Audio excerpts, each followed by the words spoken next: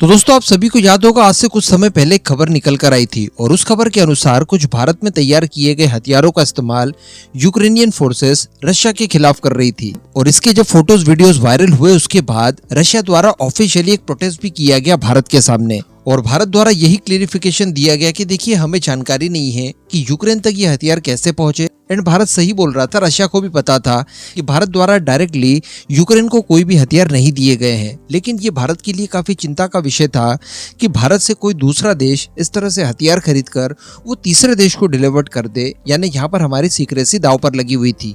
और उस समय हम लोगों ने बहुत कोशिश की थी जानने की कि आखिरकार ये वो कौन सा देश है जिसके द्वारा इस तरह की हरकत की गई है। तो इसमें अर्मीनिया तक पर डाउट जा रहा था, क्योंकि अर्मीनिया द्वारा भी 55 mm में आर्टिलरी राउंड्स को खरीदा गया था। लेकिन मैं आपको बता दूं कि पिछले कुछ समय से भारत का डिफेंस एक्सपोर्ट बहुत ही ज्यादा बढ़ रहा है, जो कि अच्छी बात है।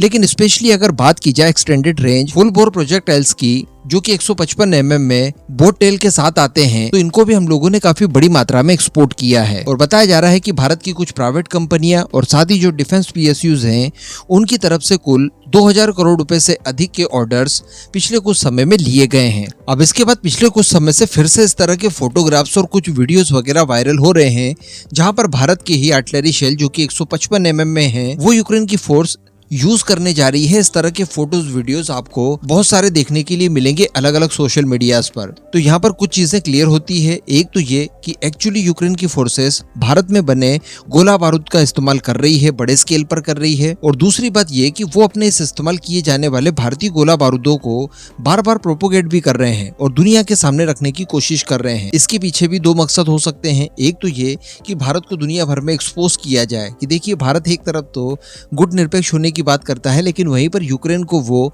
इस तरह से वेपन्स भेज रहा है। और दूसरी बात कि ये फोटोज वीडियोस जब रशिया की तरफ से देखे जाएंगे तो भारत और रशिया के बीच में भी इन सब चीजों को लेकर टेंशन राइज होगी। और एक्चुअली ऐसा हो भी रहा है, रशिया द्वारा बार बार भारत के सामने इस बात को लेकर प्रोटेस्ट किया जा रहा है कि आप अपने हथियारों को, अपनी टेक्नोलॉजीज को सीक्रेट रखिए और वो यूक्रेन तक मत भेजिए। लेकिन अभी भी यहाँ पर यह समस्या थी कि वो कौन सा दूसरा देश है जिसने हमसे हथियार लेकर किसी तीसरे देश को भेज दिए हैं।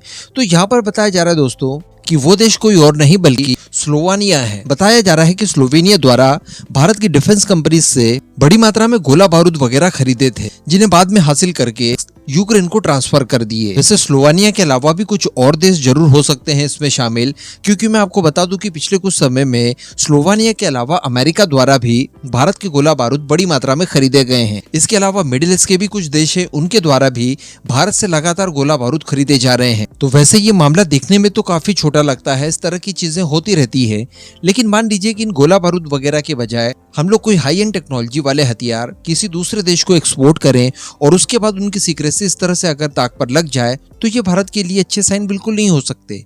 इन सब चीजों को लेकर एक इकोसिस्टम भारत के अंदर भी डेवलप करने की जरूरत है।